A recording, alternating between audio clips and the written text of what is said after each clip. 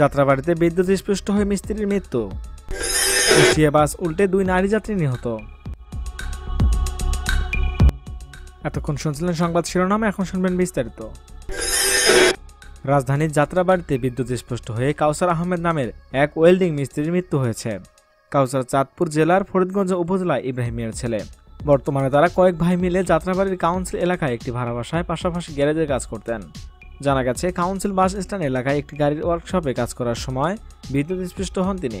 পরে তাকে Dhaka medical college হাসপাতালে নিয়ে গেলে কর্তব্যরত চিকিৎসক তাকে মৃত ঘোষণা করেন।